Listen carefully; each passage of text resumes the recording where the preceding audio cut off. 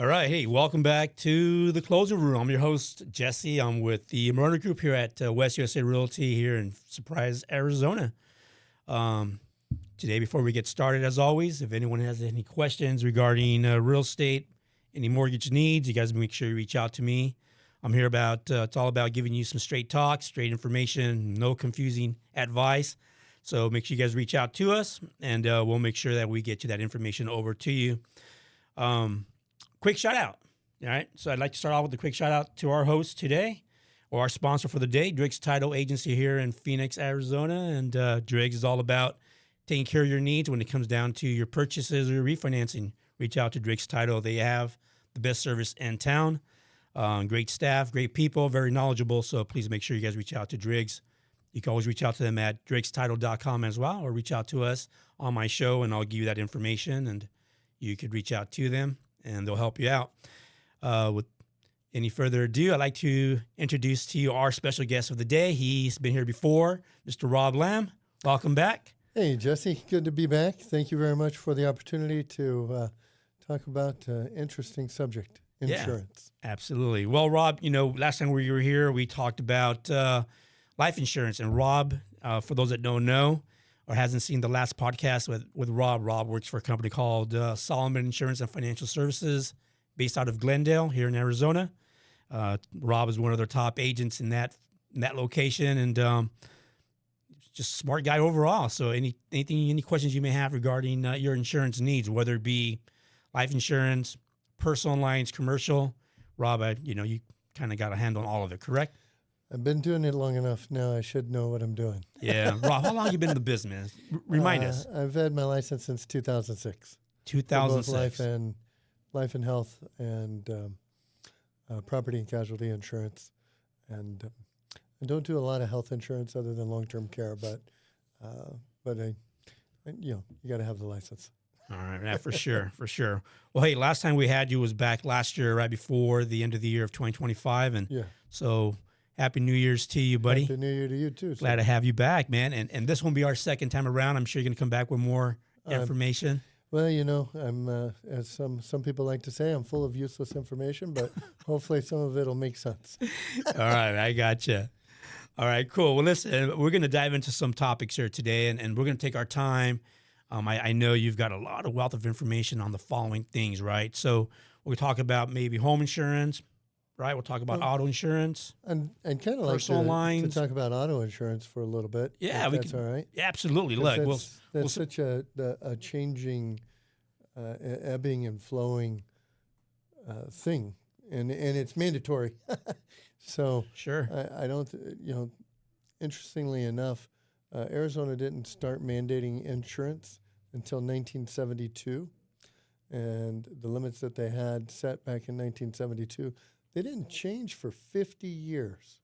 So I was born in 1972, and when I turned 50, Arizona decided to change up the insurance rules.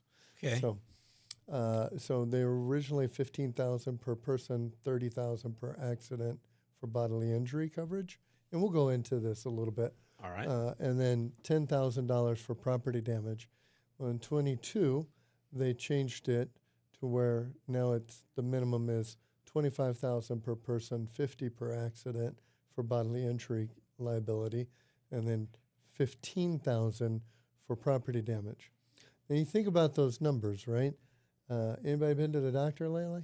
If you go there and they're fixing bones and you're in the emergency room, $25,000 doesn't seem like a lot, does it? Yeah, right. Yeah. So, but the way it works is, and there's a lot of interesting people out there that want to help you with your crash lawsuits and things of that nature. But the way it works is, if you run into me, Jesse, and you hurt me, if you have state minimums, the most your policy will pay out for my medical bills, pain and suffering, time off of work, rehabilitation, loss of enjoyment of life, all of those things. With state minimums, if I'm the only person in the car that gets injured, it's $25,000 as a max that your insurance will pay. Anything that exceeds that amount, there's only two options for it, and we'll get there. But anything that exceeds your amount is legally your liability, your responsibility. So I'm on the hook. Right, because your insurance company is going to say, hey, our checkbook goes to $25,000. But if I have $40,000 worth of medical bills, pain and suffering, rehabilitation, then your insurance, you're going to have to come up with that additional $15,000.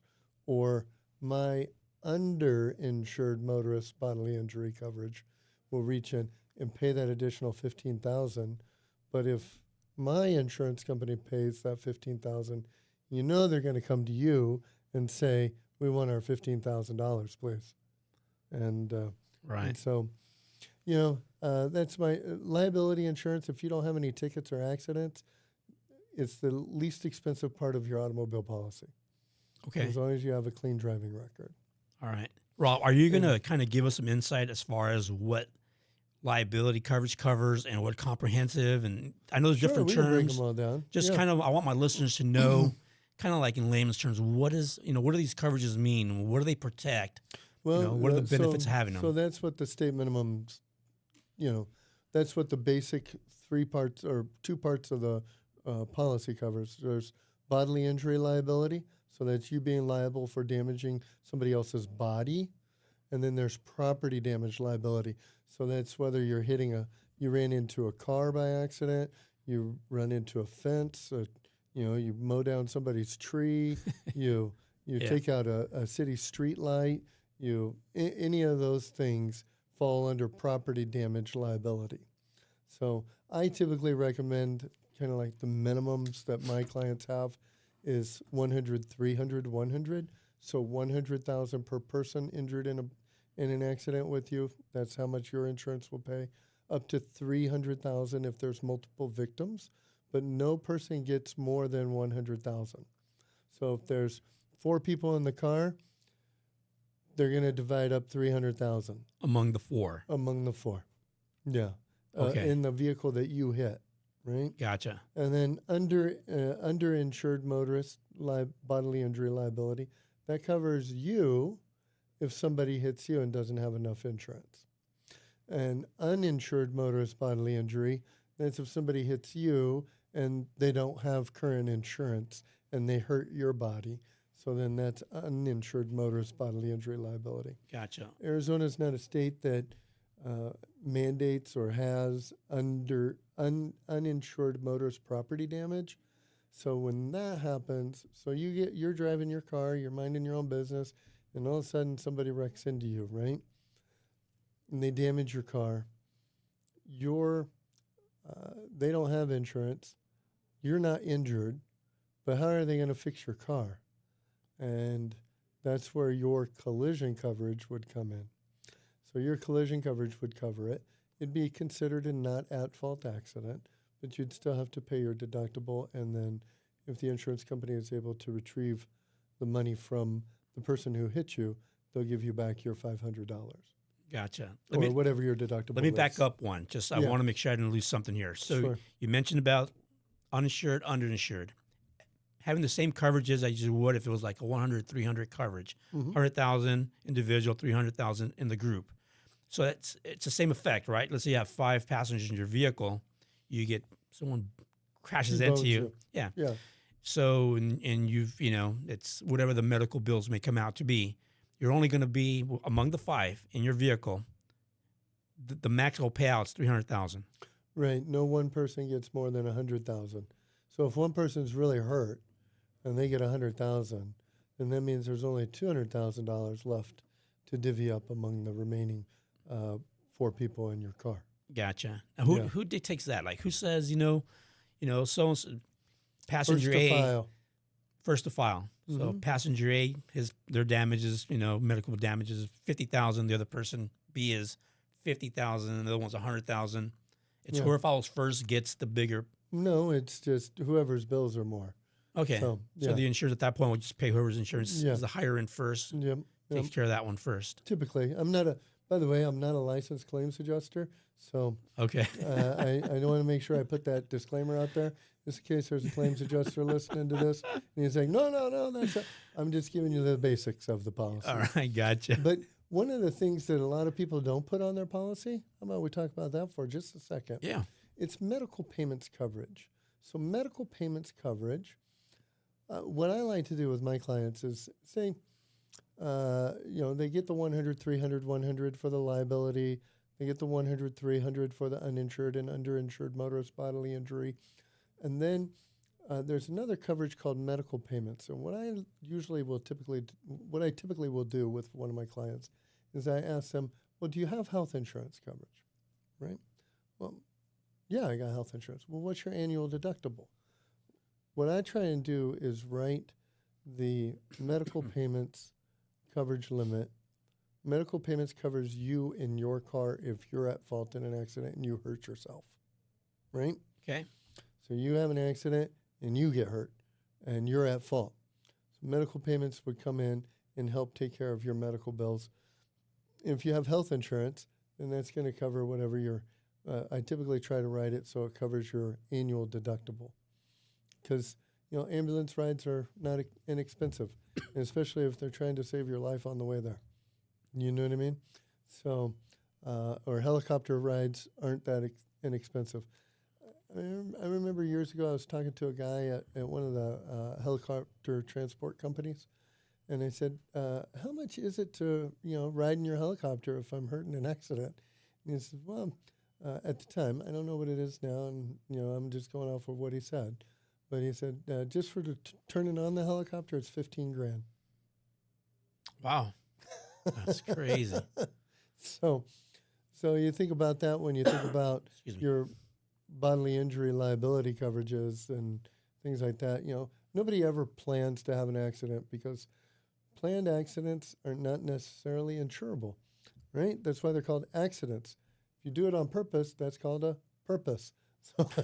So right. You know what I mean? It's as a completely separate issue. And again, I'm not a claims adjuster. I can't discern how they would do all that stuff, but that's why they have claims adjusters. For my listeners, man, tell an idea, just a rough idea. What is a cost for an ambulance ride?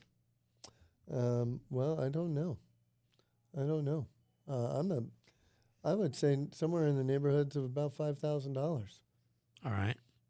So if you get a medical pay, mm-hmm. you get that coverage, and there's different dollar amounts, right? So Sure. I looked at my policy before we have this conversation here. I reviewed mine and I figure, okay, I have it.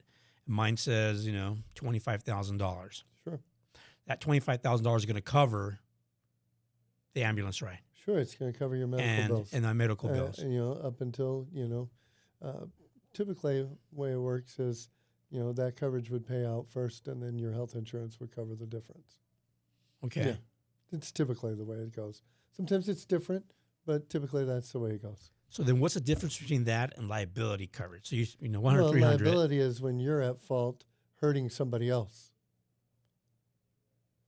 All right. So if I have it on, let's say I get it uninsured. But if you're at fault and hurt yourself, okay, that's where medical payments comes in. Right. But if I have uninsured coverage and I have the 100, 300 and I get hurt, someone doesn't have enough in their insurance, my insurance kicks in for medical bills to take care of that. Is that my understanding? Yeah. In addition to the medical pay? Typically your uninsured or underinsured would kick in first. Right. Before my medical pay? Yeah. Okay. Yeah, because that's for you if you hurt yourself. Gotcha. In an accident. Yeah. All right. Mm-hmm. There's a couple other coverages that we haven't talked about, and then there's a whole bunch of ancillary coverages. But couple of the important ones, comprehensive coverage and collision coverage. Both of those are coverages to fix your vehicle in different scenarios, different situations. Collision is obvious. It's a collision, right? You've crashed into something or something has crashed into you. That's collision coverage. And then comprehensive is what we used to call acts of God. So like a tree falling on your car, a hailstorm, flood, wildfire, an animal running out in front of the road in front of you because, their brains are, different. And so I had an interesting situation where one of my, well, I probably don't want to tell that story. Never mind. Anyway, Let's just say the client hit the curb and a fire hydrant instead of hitting the animal, and because there was a big dog had run out in front of him, and he swerved to miss it, but now he's got a collision coverage instead of comprehensive coverage claim. Because comprehensive covers animals running out in front of your road. I had a client was driving down a road, not necessarily out in the country, but a cow in the middle of the night was standing in the middle of the road, and they didn't see it until the last minute and hit a cow. Wow. So Let's let me give you a scenario here. You're going down the street and a dog jumps out, like you mentioned. You plow into that poor animal. In addition to hitting the dog, you hit something else, a parked vehicle or a post or something like that. What's kicking in on your coverage? Oh, I don't know. Again, I'm not a claims adjuster. Okay. I'm not going to feel safe answering that question. All right. I gotcha. But there's some other ancillary coverages. Does that answer all your questions? It does. Yeah, absolutely. Absolutely. And then, you can add on to your policy like roadside assistance, and you can add on, if you're buying a brand new vehicle, you can add on new car replacement. A lot of carriers offer that now, which is like replacement cost of your vehicle up to a certain age, right? Like if you buy a brand new 2026, right, it'll give the endorsement usually will give you enough money to buy a newer vehicle if that one's totaled within the first 3 years. And then after that, it becomes gap insurance. That's a pretty cool little endorsement. And it's a lot less expensive than buying gap insurance at the dealership. So that works out a little bit better. Great. I didn't know that was offered. So yeah. Is that standard in the industry, or is that something that, it depends on the insurance company or the carrier at the time. Okay. Yeah. Mm-hmm. All right. And it's important to know what your roadside assistance covers. But I'm going to give you a little note here at the end. But roadside assistance with a lot of companies just covers you from where you are to the nearest repair facility within 15 miles. Okay. Sure. Anything over that, then you pay the difference. So if your nearest repair facility is 30 miles away, you're going to pay for a 15-mile tow, right? In a lot of instances. But the way insurance has been going right now with the volume of comprehensive claims, and most of the time in Arizona, something that we didn't talk about. I know that Arizona is called the Grand Canyon State. That's what we have on our license plates, right? And some people will call it the Valentine State because we came into the Union on Valentine's Day, 1912. So sometimes people use it. I call Arizona the Meteor State. The Meteor State. Yeah. Okay. Because there's all these meteors that fly up off of the road and they hit your windshield and they crack it. Right. So glass coverage is a very important coverage to have on your policy. It will, you get a crack in your glass and it's in your line of sight. It's not safe. So you need to make your vehicle safe. Glass coverage with a $0 deductible means that you don't have to pay for the glass replacement. Now, there's a couple of caveats, okay? You can change your comprehensive deductible instead of $500 or $1,000 and with a $0 deductible for glass. You can take like a $100 deductible for comprehensive. And then if you do need a windshield, it's only going to cost you $100. Now, most of these cars that are made in the 2020s have computers in the windshield, right? They have that collision avoidance. They have the blinkers on the side. They have the rain detector. They have, because apparently it's hard to detect when sprinkles are falling on your windshield. But right? Hey, I don't know. Do you remember that movie? I don't remember what movie it was. It was like a police movie or something. It was futuristic. I think they filmed it at an amusement park. And there was an accident, and this car filled up with airbags, and the person looked like they were trapped in a Stay Puft Marshmallow, But that's what we're kind of trying to do, and for good reason, right? They're trying to make cars more safe because, accidents happen, and they're trying to minimize. Insurance companies are encouraging auto manufacturers, and auto manufacturers are being encouraged by the government to make cars safer, Sure. right? And so all these things are being built into the cars, but and they require being fixed. And so windshields on a 2020 or newer are probably in the neighborhood of $900 to $1,600 for a new windshield, depending on what you're driving, and those, because there's computers in the windshield. And so those get expensive. So comp claims have really increased the cost of insurance. That's why insurance has gone up a lot. Yeah. Also, another comp claim that people aren't aware of is roadside assistance or a tow is a comprehensive claim. So typically with the company you're with, comprehensive claims don't count against you.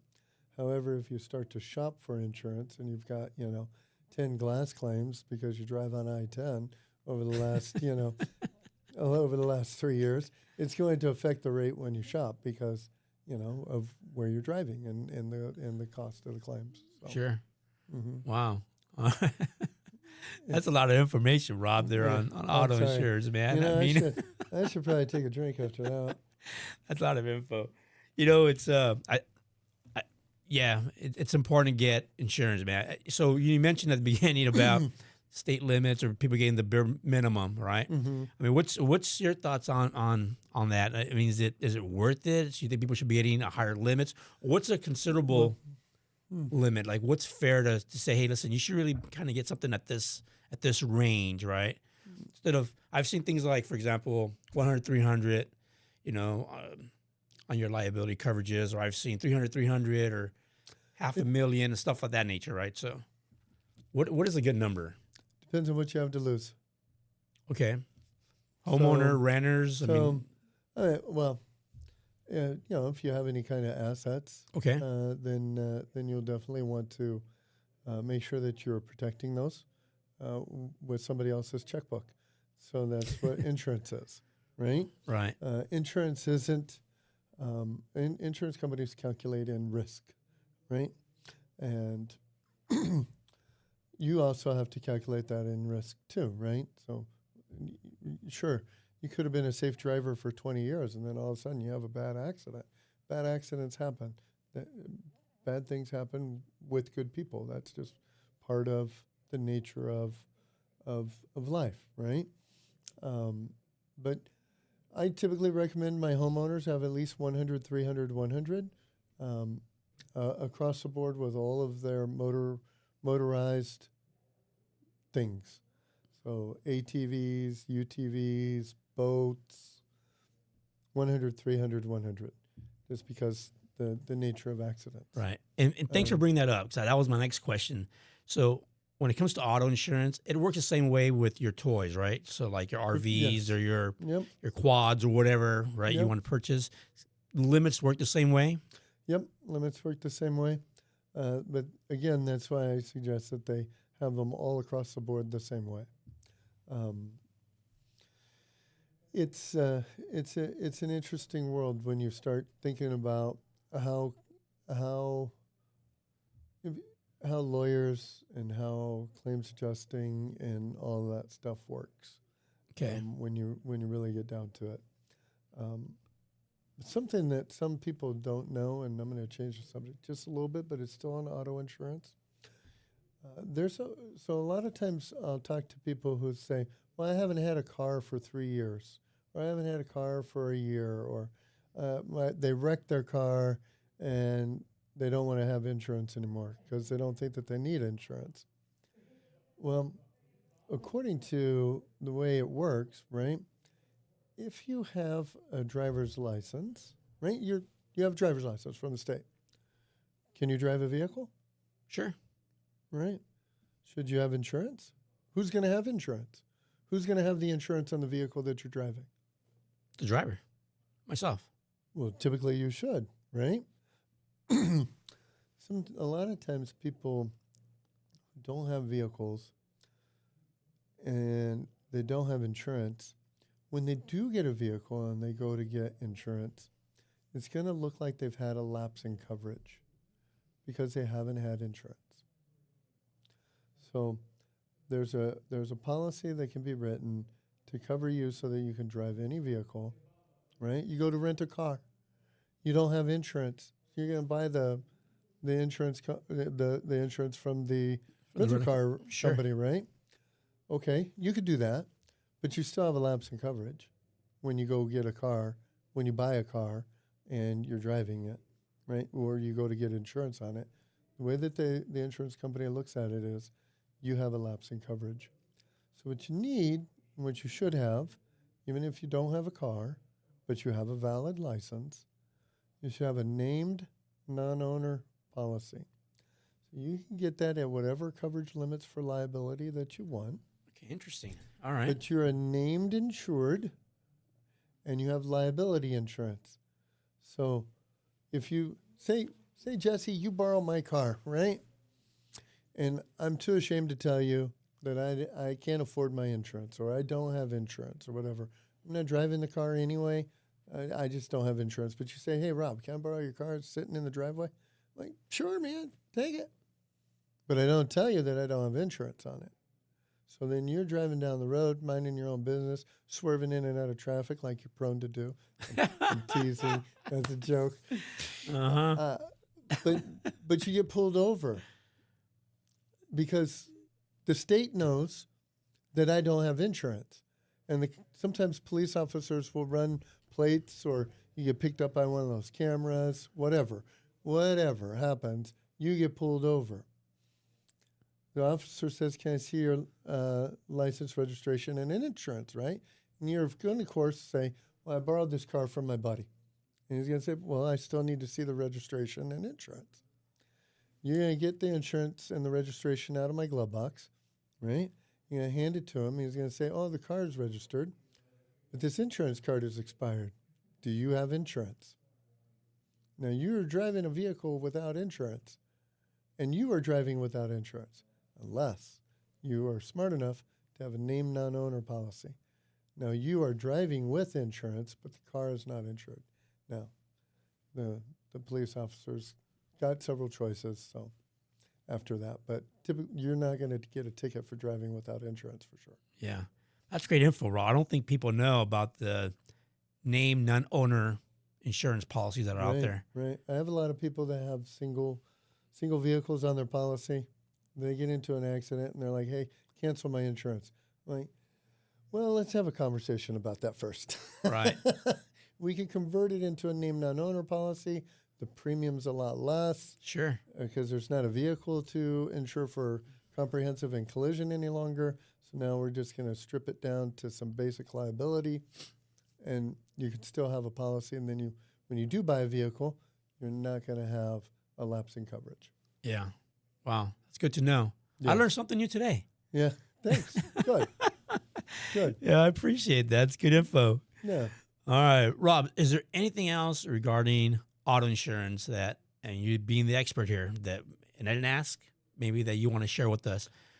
I would say that, honestly, as long as if you don't have tickets or accidents, even if you do have tickets or accidents, and I would say move your minimums to 100, 300, 100. Okay. If you've got more to lose, I suggest bumping it up to the next level.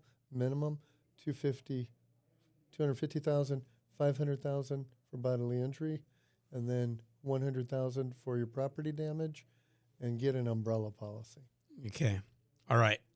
We're going to tackle umbrella. We're going to tackle home insurance, maybe some commercial down the road.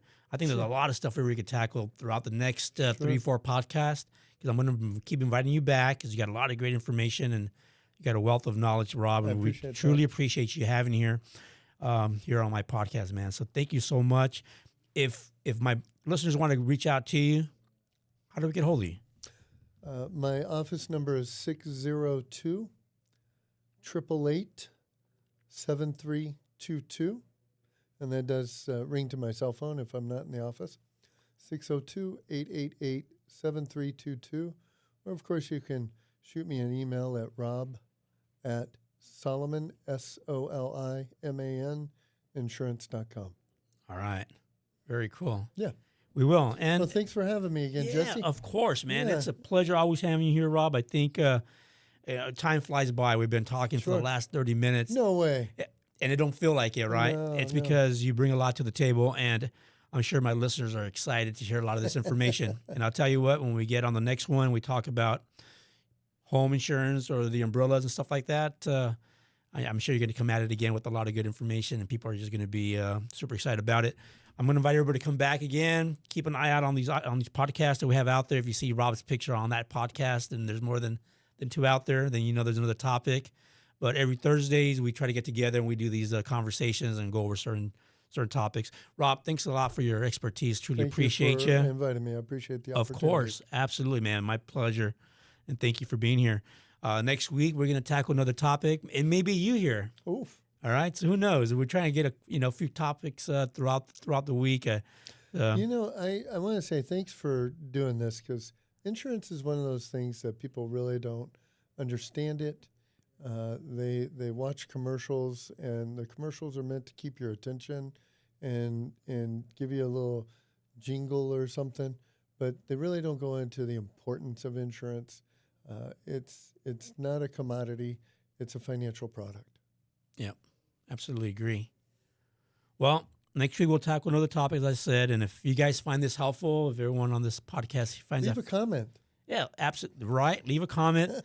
Yeah, absolutely. Subscribe, hit subscribe to our podcast. We are going to put a link in our podcast to navigate you over to our YouTube channel to see the full podcast here. Again, we keep it short, entertained, so that you guys can really grab as much information from it.